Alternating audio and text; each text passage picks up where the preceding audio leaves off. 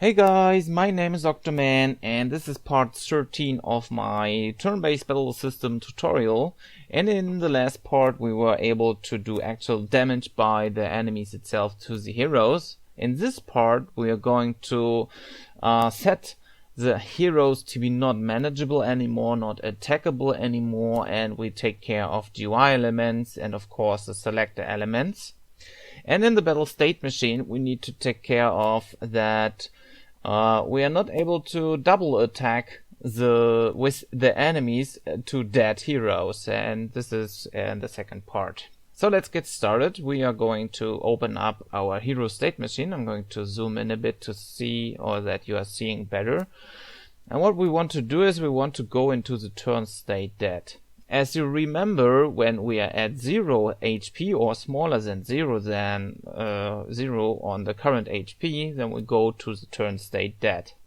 In there we want to make sure that we only perform everything in there once, and to do so we need to create a boolean variable for this, which is just going to be private bool alive. I just call this one alive so I remember what this is going to do. And I set this one to be true because at the beginning this will be true. Later on we might go over and change this depending on what we stored in the enemy when we have actually ended the battle and so on. But for now we just keep it as it is. In the turn state dead we want to check if we are alive or not. If we are not alive anymore, then we want to just return. So we don't do anything which is coming after this one. Else, so if we are alive, oops, wrong brackets, then we want to set alive to be false. Like so. Before we are setting ourselves to be not alive anymore, we need to perform several actions, and I'm going to comment them out, and then we do them one after another. So the first one is I want to change the tag of the hero itself. There might be typos, so just ignore them. There we go. We want to change the tag, so we later on can use that tag when we are reviving anything. Then we are going to reactivate or recreate the heroes to manage list, or basically the heroes in battle list. The next thing we want to do is we want to make sure that we are, or this hero is not attackable anymore by any enemy. Not attackable by enemy or by any enemies or by all enemies. Then we want to make sure that we are not able to manage this hero anymore, so we cannot do any inputs. Then we want to deactivate the selector if it is on. Then we want to reset the GUI. So we want to get rid of the attack panel, and if it is active, the enemy select panel. Later on we need to add some more in there too. Then we want to make sure that if this hero has already done input and is already in the perform list, then we want to make sure that we get rid of that, because a dead hero cannot perform anything because he is dead. So we say we want to remove item from, or the turn basically from, or the input from perform list. Then we want to make sure that we change the color of the game object to, or what you will later on do is play maybe a dead animation. I don't go over that right now. We might do stuff like that later. It's just for prototyping again. And what we also want to do is we want to reset the hero input. I write this behind the alive, but basically it have to be before alive. So let me just do it like so and leave a space there.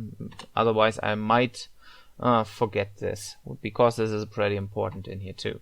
Okay, to change the tag, first let me save. To change the tag, we just select any game object you want. We go to the tag itself in here in the top right corner and say add tag. We actually go over and create a dead hero tag.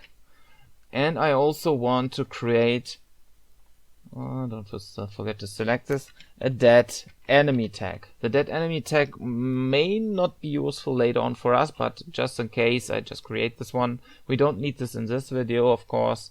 But later on when we go over object pooling, if we need to basically, or anything else, then we want to make sure that we just have this one. You don't need to create this right now, but well, just do it if you want to. Mono develop, where are you? There you go. Okay, so let's get started. We want to change this.gameObject.tag to be equal to what we just set, dead hero. There we go. Don't forget, have no typos, otherwise you will get an error message.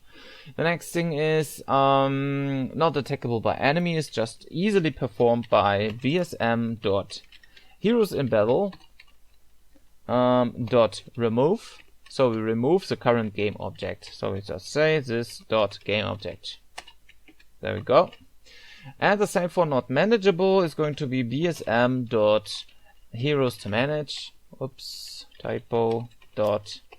Heroes-to-manage.remove this.gameObject. Okay, so now we deactivate the selector. So we just say selector.setActive to be false. False. Like this. Then we want to reset the GUI. That means bsm, again for battle state machine, attack panel.setActive to be false. Then we want to say bsm.enemy-select-panel.setActive to be false too.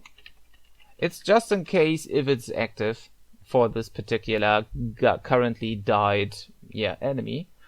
Then we want to go over and remove this the item from the perform list if there is input already. That means we need to create a for loop for this, and we need to loop through the whole perform list to know where this input is, and if there is any input. So we say if for int I equals 0, so we start at 0 of the perform list. So while I is smaller than perform list, or in this case bsm dot perform list dot count, which is the length of the perform list or of the list, we increment I. Then in here we just go over and say if bsm, so battle state machine dot perform list, and if item I in this case dot attacker's target, attacker's game object is going to be equal to this.gameObject. So if we ourselves are the attacker, or if this particular hero is the current attacker, so we need to check if that is the case. So then we have the current input basically done by the hero, and we want to remove that from the perform list. So we can just say bsm.perform list. And again, what we do is dot remove. So we remove the item. And which item do we want to remove? Which it is going to be bsm dot perform list, and then in brackets and square brackets I, and that's it. So we remove the handle turn, which may have been done by the player before, from the perform list. Then we want to change the color of this game object. I want to change it to be gray. So I say this.gameObject.getComponent. What we need is we need the mesh render component where all the materials are stored in. So mesh render.material.color. I just go over and change the material color. I don't care really about that. What I want to set this one is to a new color 32. And in this part I can just say RGB and the alpha channel too, and all of them are hex numbers, I believe. So what we can say is 105, 105, 105, and for the alpha channel 255. I could also make this one a bit transparent if I want to, but I don't care at the moment. And of course I need to reset the hero input, so the next hero, if there is any alive hero, is able to perform actions. BSM dot hero input is going to be equal to battle state machine hero GUI dot activate, and that's it. So for the battle state machine we are going to do in just a second. Okay, let's test first before we are going into the battle state machine what we have done in here. Well, the enemies can attack those guys, and gonna step through all of that stuff. And once they are able to attack, of course they are going to attack this guy, and when he is going to die, gonna step through and do his action, his attack. Then the enemy or the hero will grayed out, so he will change the color, and then he will go back. And if there is anything in the list, in the perform list, then the enemies, then the heroes or the perform list will just be cleared by the whatever is going to be as input. Also, as you can see, the enemies are not able to do any attack anymore because the heroes in manage list are just cleared. So at this point we could just blend in a game over screen or whatever, I don't know, and just go back to any village or I don't know. However, the problem with that still is, let's see if I can reproduce this, the enemies are able to attack dead heroes. As you now can see, this attacker's target is going to be hero 1 and this attacker's target is going to be hero 1. This guy will die in just a second, but the second enemy will now attack a dead hero, which is not what we want. So this is what we need to take care of in the battle state machine itself, so that we are avoiding an attack of a currently set enemy. And how can we do that? Well, basically what are we doing actually? In the attack action we are checking if we are or the enemy in the perform list is of type enemy, and if it is so, we want to make sure that he's going to perform all the stuff. So, but in this point, since we want to take care of the double, or that it is not possible to do double attacks on a dead enemy, or dead hero in this case, then we want to make sure, or I want to make sure, that it is not possible. So what we do is, at perform list, if perform list 0 is of type enemy, then we of course still set the enemy state machine and store this one in ESM. But after that we want to go and create a for loop for this, to loop through for checking if the currently attacked hero is in the heroes in battle list. So how can we do that? Well, again, we use a for loop, so we type in for int I is going to be equal to 0. So again, we start at 0. I is smaller than, in this case, it's going to be heroes in battle dot count, so the length of the list itself, and we want to increment I. Then in the next step, we want to check if the perform list item 0, so if perform list item 0 dot attacker's target is going to be equal to heroes in battle I.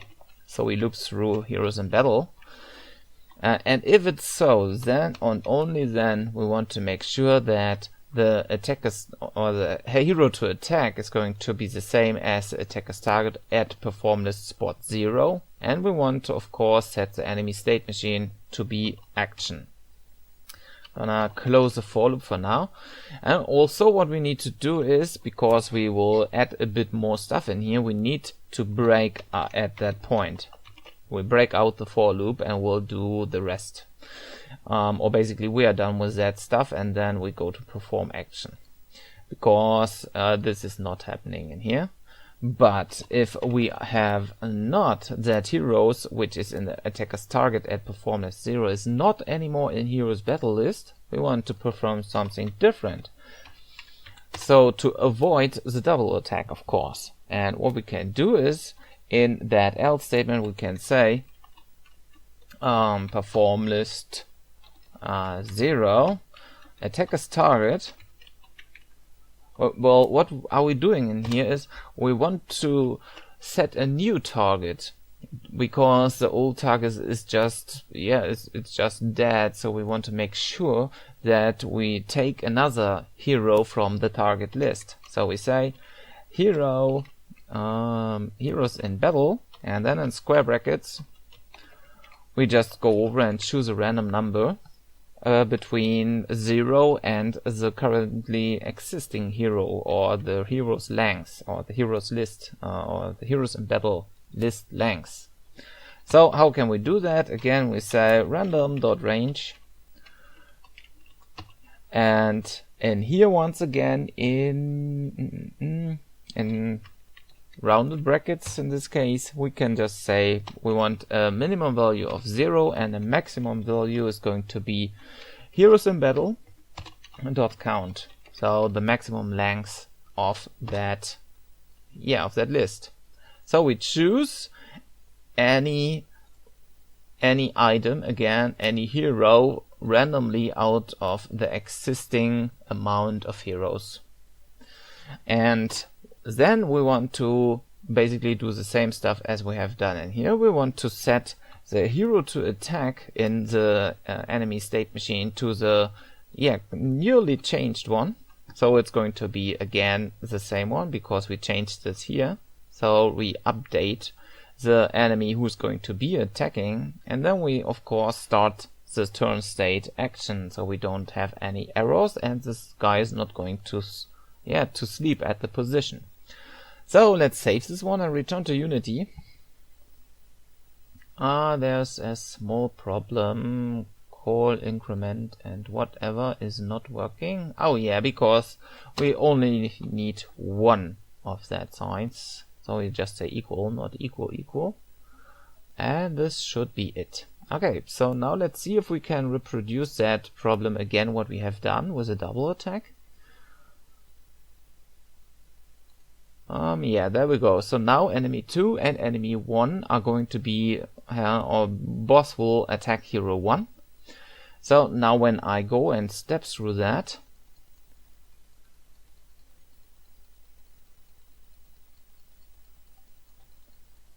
he will, or he has done the attack, and now he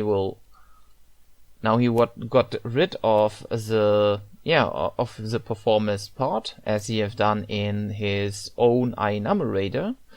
Now, as you can see, the enemy 2 would basically, or enemy 1 in this case, would be still going to attack hero 1, but he is dead. So what he is doing in the next turn, or next step, he's going to perform the action and change the heroes to hero 2, but he does not actually choose a new attack or stuff. So he just changed himself to be to attack hero 2 instead of hero 1, as he have done before. So, and now that's it.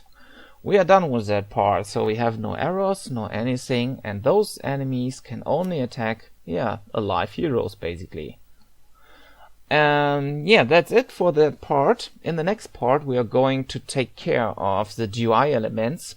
Well, basically at first for that 2 hero bars in here. So if we have 3 or more hero bars, they will get created automatically depending on how many heroes there are. And of course we will populate the HP and MP amount, text stuff, and also the names. For the names we will have to do a bit, we need to track around a bit, because everything instantiated basically will have the clone in brackets after the hero name.